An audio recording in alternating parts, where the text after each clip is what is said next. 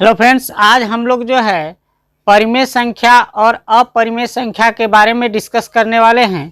तो यह जो परिमेय संख्या अपरिमेय संख्या है बहुत ही इम्पोर्टेंट है। अगर आप पढ़ाई करते हैं क्लास 10th के लिए तो खास करके, और 9th में भी, और कॉम्पिटिटिव एग्ज़ाम की जो तैयारी करते हैं उनके लिए भी यह बहुत ज़रूरी है।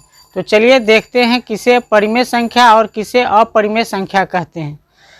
यहाँ देखेंगे परिमेय संख्या वैसी संख्या जिसे P/Q के रूप में लिख सके और Q बराबर 0 नहीं होना चाहिए और P और Q एक पूर्णांक हो। क्लियर? हम बिल्कुल एकदम आसान भाषा में हम आपको समझाने का प्रयास कर रहे हैं, एकदम धीरे धीरे से। तो चलिए स्टार्ट करते हैं। यहाँ पे P/Q का मतलब क्या है ये देखेंगे। P का मतलब होता है अंश और हर का मतलब, यह Q का मतलब होता है हर। और अंश बटा हर बार बार यह बोलना अच्छा नहीं लगता है, इसीलिए इसका एक नाम रख दिया गया P/Q। क्लियर? इसका मतलब है जैसे इसको हम ऐसा लिख सकते हैं 3/5, तो इसको हम P कहेंगे और नीचे वाले को कहेंगे Q। क्लियर? तो इसको हम क्या कहते हैं? अंश कहते हैं। ऊपर वाले को अंश कहते हैं और नीचे वाले को हर कहते हैं। इसी को हम P/Q के रूप में लिख सकते हैं, ऐसा कहा गया है। और Q बराबर आपको यहाँ पे कहा गया है कि 0 नहीं होना चाहिए। तो Q क्या है? हर है। तो हर के बराबर में जैसे मान लिया जाए 5/0 नहीं होना चाहिए, ऐसा संख्या नहीं होना चाहिए। अगर ऐसा है तो वह परिमेय संख्या नहीं कहलाएगा। हर में आपका 0 नहीं होना चाहिए। काहे नहीं होगा यह आपको हम अभी क्लियर कर दे रहे हैं। अभी हम बता रहे हैं, फिर इसको कर दे रहे हैं। इसके बाद यहाँ पे अब कह रहा है PQ एक पूर्णांक हो। PQ पूर्णांक हो इसका मतलब समझेंगे। आप बचपन में पढ़े होंगे 9th या 7th क्लास में, एक संख्या रेखा, यह क्या है? नंबर लाइन है, जिसे हम संख्या रेखा भी कहते हैं। तो संख्या रेखा पे राइट साइड में हम क्या करते हैं? यह घनात्मक मान लिखते हैं, 1 2 3 4 डॉट डॉट, इस तरह से अनंत तक चला जाएगा जहाँ तक जाना चाहे। इधर लिखेंगे -1 -2 -3 -4 डॉट डॉट, अनंत तक माइनस चला जाएगा। क्लियर? तो यहाँ से यहाँ देखेंगे इधर जो राइट साइड में आपका जो है यह घनात्मक संख्या है। कैसा है? घनात्मक संख्या है। राइट साइड में आपका घनात्मक संख्या होता है और लेफ्ट साइड में जो है आपका ऋणात्मक संख्या होता है। ऋणात्मक, इधर ऋणात्मक संख्या होता है। क्लियर? इधर घनात्मक संख्या राइट साइड में और लेफ्ट साइड में जो है आपका ऋणात्मक माइनस वाला होता है। और बीच में इसे हम कहते हैं, इसे ऋणात्मक संख्या को ऋणात्मक पूर्णांक भी कहते हैं। इसे क्या कहते हैं? संख्या को ऋणात्मक पूर्णांक कहते हैं। ऋणात्मक पूर्णांक कहते हैं और घनात्मक संख्या को घनात्मक पूर्णांक कहते हैं। इसे घनात्मक पूर्णांक कहते हैं। क्लियर? ऋणात्मक पूर्णांक हो गया, इसे घनात्मक पूर्णांक कहते हैं। इसे हम शून्य पूर्णांक भी कहते हैं। क्या कहते हैं? शून्य को शून्य पूर्णांक।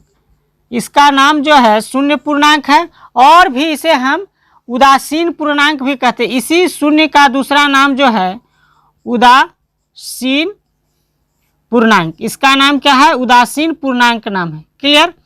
तो ये आपका हो गया। इसे हम कहते हैं 0 से लेकर के घनात्मक जो मान हो और इधर ऋणात्मक मान, यह सब को अगर मिला देंगे तो इन सब को क्या कहते हैं? इसे हम कहते हैं पूर्णांक। तो यहाँ पे जो कह रहा है वैसी संख्या जिसे हम P/Q के रूप में लिख सके, जहाँ Q बराबर 0 नहीं होना चाहिए, तो 0 हम समझ गए। और P और Q क्या होना चाहिए? एक पूर्णांक हो। यह जो संख्या है 3/5 यहाँ पे हम लिए थे, 3/5 लिए थे ना, तो यह आपका 3/5 जो है यह कैसा होना चाहिए? यह 3 आपका पूर्णांक होना चाहिए। क्लियर? तो यह पूर्णांक में 1 2 से गिनती करते हैं तो आता है, इधर देखिए 5 भी आपका क्या है? पूर्णांक संख्या है। क्लियर? तो और क्या हो सकता है? इसी मान को अगर आप -3/5 भी ले सकते हैं तो माइनस वाला संख्या भी आपका पूर्णांक होता है। क्लियर? तो ऐसा संख्या होगा तो आपका परिमेय संख्या कहलाएगा। अब देखेंगे रूट में अगर यह दो आपको पता चल गया, ऐसी संख्या को क्या कहेंगे, पूर्णांक संख्या कहेंगे। अब 0 क्यू बराबर जो है हर में आपका शून्य नहीं होना चाहिए। तो अगर आप नोट करना चाहते हैं तो नोट कर लीजिए। हम अभी आपको प्रूफ करते हैं कि शून्य जो है हर में काहे नहीं होना चाहिए, एक बार नोट कर लीजिए। यहाँ पे हमने कहा कि Q बराबर आपका 0 नहीं होना चाहिए, शून्य नहीं होना चाहिए। मतलब जो है हर में आपका जैसे 3/0 नहीं हो सकता है। हर आपका जो है यह Q का वैल्यू जो है यहाँ 0 नहीं होना चाहिए। ऐसा क्यों नहीं होता है यह देखेंगे। जैसे मान लिया जाए कि हम कोई संख्या लेते हैं, इसका मतलब जो है P/Q का मतलब क्या होता है, आप P/Q इसको कह सकते हैं। P/ क्या कह सकते हैं, Q। P/Q कह सकते हैं। इसका मतलब जो है P में हम Q से क्या करते हैं, भाग देते हैं। समझ गए। तो जैसे हमने मान लिया कि 4/20 एक परिमेय संख्या लिया, सॉरी यहाँ पे हम 20/4 एक परिमेय संख्या ले रहे हैं। इसका क्या मतलब है यह समझेंगे। यह आपका हो गया P और यह आपका हो गया Q। तो Q के बराबर में आपका शून्य नहीं होना चाहिए। तो काहे नहीं होना चाहिए, तो चलिए एक हम इसको देख लेते हैं। इसका मतलब है कि इसका मतलब है कि 20/4, 20 में हमें क्या करना है, 4 से भाग देना है। तो देखिए 4 से हम भाग दे रहे हैं 20 में। थोड़ा सा आराम से देखिएगा, है ना, तब पता चलेगा। जैसे 4 कहाँ से आया, तो हम 4 का टेबल तैयार किए। 4 इकाई 4, 4 दूना 8, 4 तिया 12, 4 चौका 16, 4 पंचे 20, 4 छक 24। इस तरह से टेबल हम तैयार करते हैं। अब भाग कैसे देते हैं, इस 4 को हम पहाड़ा पढ़ेंगे कि कितना मर्तब में 20 आएगा, इस 20 में लगाना है। तो 4 का पहाड़ा कै बार पढ़ेंगे, 5 बार पढ़ेंगे तो हमारा 20 आ जाएगा। माइनस करेंगे, शेषफल हमारा 0 आ गया। तो इस 20 में भाग देने के लिए 4 का हम क्या किए, टेबल हम तैयार किए। 4 का टेबल पढ़े, 4 में ऐसी कौन सी संख्या से गुना करेंगे कि हमारा 20 आ जाएगा। तो हमने देखा कि 4 में 5 से गुना किया तो हमारा 20 आ गया। अब देखिएगा एक हम परिमेय, यहाँ पे हम 0 लेते हैं। जैसे 3/0 लिए, इसका मतलब क्या हो गया कि 3 में जो है भाग देना है किससे, 0 से। तो चलिए 0 से हम भाग देते हैं 3 में। तो यहाँ पे 0 का हमें क्या करना पड़ेगा, टेबल तैयार करना पड़ेगा। जैसे यहाँ पे हमने 4 का टेबल तैयार किया था। तो देखिए 4 गुने 1 कितना हो जाएगा,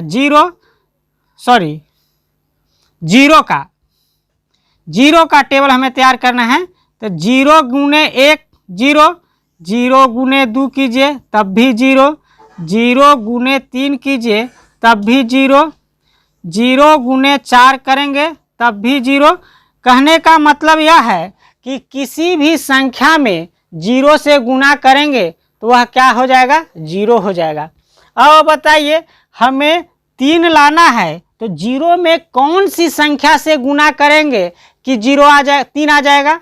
तो कोई ऐसा संख्या नहीं है जिसमें 0 से गुना करेंगे तो 3 आएगा, क्योंकि जिस संख्या से 0 में गुना करेंगे वह 0 हो जाएगा। यहाँ पे देखिए, यहाँ 20 में भाग देना था 4 से, तो 4 में कौन सी ऐसी संख्या से गुना करेंगे तो 20 आएगा। तो 5 से गुना किए थे तो 20 आ गया था। लेकिन यहाँ पे देखिएगा 0 में कह रहा है कि कौन सी ऐसी संख्या से गुना करेंगे कि 3 आ जाएगा। तो कोई भी संख्या से आप गुना कीजिएगा तो क्या हो जाएगा, 0 हो जाएगा। तो यहाँ पे तो यह क्या हो गया, लगेगा नहीं। तो इसे हम कहते हैं अपरिभाषित। इसे क्या कहते हैं, अपरिभाषित। इसीलिए कहा गया है कि Q बराबर क्या नहीं होना चाहिए, 0 नहीं होना चाहिए। यह समझ गए। तो परिमेय संख्या में क्या देखें कि वैसी संख्या जिसे P/Q के रूप में लिख सकते हैं, और Q बराबर 0 नहीं होना चाहिए। क्यों 0 नहीं होना चाहिए, यह आप भली भांति समझ गए। P और Q एक पूर्णांक हो, पूरा अंक होना चाहिए। तो 0 के बारे में हम पूरा डिटेल यहाँ देख लिए। अब पूर्णांक के बारे में भी थोड़ा देख ले रहे हैं, इसे नोट करना चाहते हैं तो नोट कर लीजिए। अब यहाँ पे देखेंगे कह रहा है कि P और Q हमारा क्या होना चाहिए, पूर्णांक होना चाहिए। तो पूर्णांक के बारे में थोड़ा डिटेल जान लेते हैं, यह भी आपको उतना ही जरूरी है जितना परिमेय संख्या जरूरी है। तो जैसे मान लिया जाए कि 2 है, तो 2 जो है पूर्णांक है, क्योंकि आप संख्या रेखा पर देखे थे।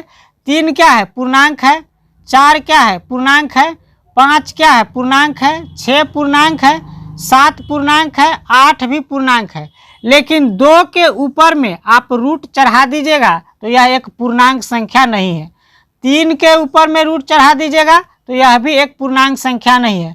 4 के ऊपर में रूट चढ़ाइएगा तो यह एक पूर्णांक है, यह एक परिमेय संख्या है, यह भी पूर्णांक है। और यह पूर्णांक अब जो है रूट चढ़ा दिए तो यह पूर्णांक नहीं है। 3 के ऊपर में रूट चढ़ा दिए तो यह भी एक पूर्णांक नहीं है। लेकिन 4 के ऊपर में रूट चढ़ाए हैं तो यह एक पूर्णांक संख्या है, इसीलिए परिमेय संख्या भी है। तो देखेंगे कैसे, जैसे 4 एक पूर्णांक है इसीलिए यह एक परिमेय संख्या है। लेकिन 4 के ऊपर में रूट चढ़ा दिए, इसके बावजूद भी यह एक पूर्णांक है, इसलिए यह भी एक परिमेय संख्या है। तो ऐसा कैसे हुआ सो देखेंगे। तो रूट के अंदर में कोई भी अभाज्य संख्या अगर लिख देंगे ना, अभाज्य संख्या आ जाएगा, वह अपरिमेय संख्या होता है। क्या होता है, अपरिमेय संख्या। इस रूट को हटाने के लिए क्या करते हैं, 4 का हम गुणनखंड करना पड़ता है। 2 गुने 2 मतलब, तो 4 का आपका गुणनखंड कितना आ गया, 2 गुने 2। तो यह रूट तभी हटेगा जब कोई संख्या इसके अंदर में क्या होगा, जोड़ा में होगा। तो हम रूट 4 को हम ऐसा लिख सकते हैं, रूट 4 को हम लिख सकते हैं 2 गुने 2। अब जोड़ा में है 2 तो 1 2 हम बाहर कर लेंगे तो यह इसका मान्य आ जाएगा, रूट हट जाएगा। अब 2 को देख लीजिए, 2 एक कैसा संख्या है, पूर्णांक संख्या है, इसीलिए यह एक कैसा संख्या है, परिमेय संख्या है। इसके बट्टा में कुछ नहीं है, इसका मतलब क्या है, 1 है। तो यह एक कैसा संख्या है, परिमेय संख्या है। अब 5 को देखेंगे तो 5 पे रूट चढ़ाएंगे। 5 पहले से यह क्या था, परिमेय संख्या, क्योंकि पूर्णांक है। लेकिन जैसे ही इस पर आप रूट चढ़ाएंगे तो यह पूर्णांक नहीं होगा, इसका मान अगर निकालेंगे तो दशमलव में आएगा, इसीलिए यह एक अपरिमेय संख्या होगा। और 5 अभाज्य संख्या भी है। 6 जो है यह आपका अपरिमेय संख्या है, क्योंकि 6 जो है आपका रूट इस पे चढ़ाएंगे तो नहीं होगा। इसका जो है यह अभाज्य संख्या नहीं है, लेकिन पूर्ण वर्ग संख्या नहीं है। तो रूट के अंदर में, अगर रूट के अंदर में पूर्ण वर्ग संख्या होगा तो वह परिमेय संख्या होगा। रूट के अंदर में अगर कोई पूर्ण वर्ग संख्या है, अगर पूर्ण वर्ग संख्या है तो वह परिमेय संख्या होगा। रूट के अंदर में अगर कोई पूर्ण वर्ग संख्या है, उसका जो क्या होगा, वह परिमेय संख्या होगा। तो पूर्ण वर्ग संख्या किसे कहते हैं, आप जाइए प्लेलिस्ट पे चैनल के और वहाँ पे एक्सप्लेन फॉर यू लिखा होगा, उसमें आपको पूर्ण वर्ग संख्या और पूर्ण घन संख्या किसे कहते हैं वहाँ पे आपको मिल जाएगा। रूट के अंदर में अगर पूर्ण घन संख्या, कैसा, पूर्ण घन संख्या होगा, अगर रूट के अंदर में पूर्ण घन संख्या होगा वह परिमेय संख्या होगा, परिमेय संख्या होगा। अगर रूट के अंदर में पूर्ण घन संख्या नहीं होगा तो वह अपरिमेय संख्या होगा, परिमेय संख्या नहीं होगा। तो 4 जो था आपका परिमेय संख्या है, 6 जो है आपका परिमेय संख्या नहीं है, यह अपरिमेय संख्या हो जाएगा। क्योंकि 6 को आप तोड़िएगा तो देखिए 6 तोड़िए, 6 को 2 तिया 6, तो 2 गुने 3, तो कोई जोड़ा नहीं है इसका, एक ही संख्या का, इसीलिए यह कैसा संख्या हो जाएगा, अपरिमेय संख्या। तो इस तरह से आप समझ गए कि अपरिमेय संख्या, परिमेय संख्या किसे कहते हैं और अपरिमेय संख्या किसे कहेंगे, अभी जानने वाले हैं। और थोड़ा सा देख लेते हैं, जैसे 22/7, 22/7 एक परिमेय संख्या है, लेकिन पाई जो है यह अपरिमेय संख्या है। समझ में आ गया। तो परिमेय की संख्या किसे कहते हैं आप भली भांति समझ गए होइएगा। थोड़ा सा और हम चर्चा करेंगे अपरिमेय संख्या पे, तो पूरा क्लियर हो जाएगा कि परिमेय संख्या और अपरिमेय संख्या किसे कहते हैं। तो चलिए देखते हैं अपरिमेय संख्या किसे कहते हैं। अपरिमेय संख्या किसे कहते हैं? वैसी संख्या जिसे p बटा q के रूप में नहीं लिख सकते हैं उसे हम क्या कहेंगे? अपरिमेय संख्या कहेंगे। जैसे देखिए, अभी थोड़ा देर पहले कहे थे कि 2 हमारा क्या है? परिमेय संख्या है। क्यों? क्योंकि इसको हम p बटा q के रूप में लिख सकते हैं। कैसे लिख सकते हैं? तो इसके नीचे कुछ नहीं दिख रहा होगा, इसका मतलब है इसके नीचे क्या है? 1 है। अब इसे हम p बटा q के रूप में व्यक्त कर सकते हैं। तो 2 बटा क्या हो गया? 1। अब यह p बटा q के रूप में हुआ। यहाँ पे देखेंगे कह रहा है कि q बराबर आपका 0 नहीं होना चाहिए परिमेय संख्या के लिए। तो q बराबर क्या है? 1 है, 0 नहीं है। p और q पूर्णांक होना चाहिए, तो p भी पूर्णांक है आपका और q भी पूर्णांक है, क्योंकि 2 जो है संख्या रेखा में आता है और 1 भी संख्या रेखा पे आता है। तो 2 बटा 1 क्या हो गया? यह पूर्णांक भी है 2 और 1, तो p q क्या है? पूर्णांक है, इसलिए यह क्या है? परिमेय संख्या। लेकिन हमें पढ़ना क्या है? अपरिमेय संख्या पढ़ना है। तो 2 हमारा परिमेय संख्या है, लेकिन रूट चढ़ा दिए इस पे, तो क्या हो गया? अपरिमेय संख्या। तो देखेंगे जैसे 2, 3, 5, 7, इन सब पे आप रूट चढ़ा देंगे तो यह अपरिमेय संख्या हो जाएगा। काहे हो जाएगा? यह देखेंगे, रूट के अंदर कोई अभाज्य संख्या हो, अभाज्य संख्या हो, रूट के अंदर कोई अभाज्य संख्या हो, रूट के अंदर कोई अभाज्य संख्या हो, तो वह अपरिमेय संख्या होता है। कैसा होता है? अपरिमेय संख्या होता है, क्योंकि इसका रूट अगर हटाना चाहेंगे तो ये हटेगा नहीं, अगर हटाएंगे तो क्या आएगा? दशमलव में आ जाएगा।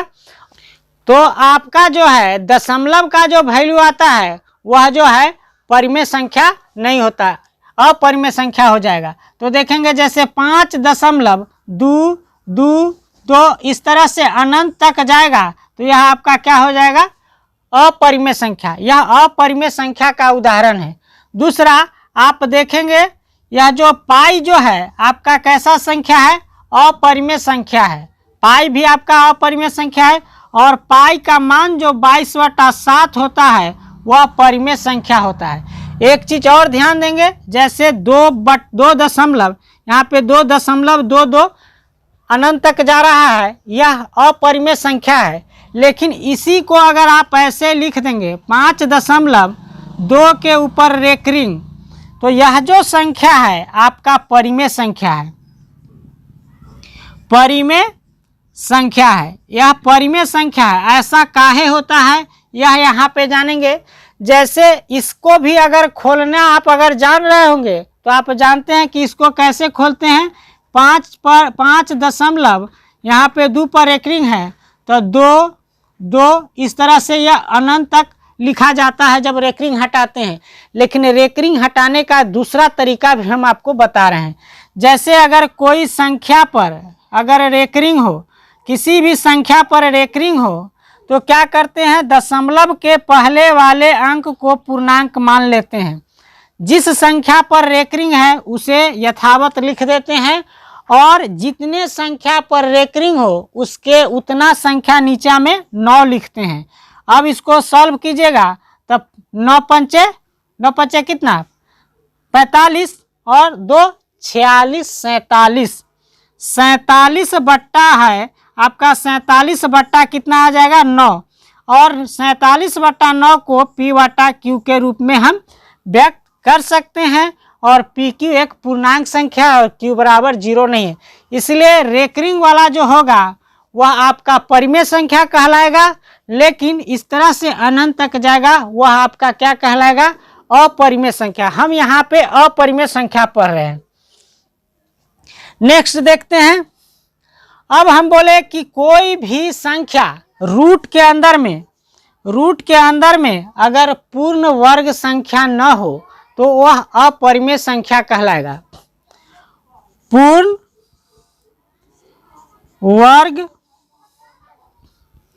पूर्ण वर्ग संख्या न हो अगर रूट के अंदर में कोई संख्या है और पूर्ण वर्ग संख्या नहीं है तो वह अपरिमेय संख्या कहलाएगा। अगर कोई रूट के अंदर में कोई पूर्ण घन संख्या नहीं है, पूर्ण घन संख्या नहीं है, पूर्ण घन संख्या नहीं हो, वह भी क्या कहलाएगा? आपका अपरिमेय संख्या कहलाएगा। तो अपरिमेय संख्या के बारे में जान गए कि वैसी संख्या जिसे हम p बटा q के रूप में नहीं लिख सकते हैं उसे हम क्या करते हैं? अपरिमेय संख्या कहते हैं। और साथ ही सीखे कि कोई भी संख्या रूट के अंदर में पूर्ण वर्ग संख्या न होगा तो उसे हम अपरिमेय संख्या कहेंगे, या पूर्ण घन संख्या न होगा उसे भी हम अपरिमेय संख्या कहेंगे। पूर्ण वर्ग संख्या और पूर्ण घन संख्या किसे कहते हैं? आप प्लेलिस्ट में जाइए एक्सप्लेन फॉर यू में, वहाँ पे आपको मिल जाएगा। क्लियर? तो आप समझ गए होंगे कि परिमेय संख्या और अपरिमेय संख्या किसे कहते हैं। क्लियर? आज भर के लिए इतना ही।